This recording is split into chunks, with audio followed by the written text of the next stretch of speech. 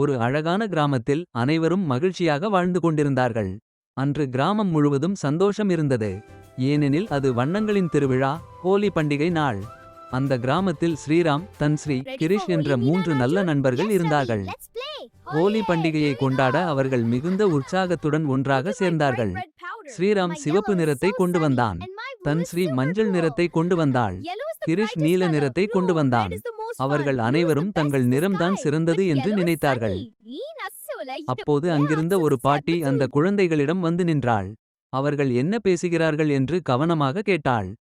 பாட்டி சிரித்துக் கொண்டு சொன்னாள், குழந்தைகளே, ஹோலி பண்டிகை ஒரே நிறம் பற்றி அல்ல, அனைத்து நிறங்களும் சேர்ந்து கொண்டாடும் மகிழ்ச்சியான பண்டிகை அது.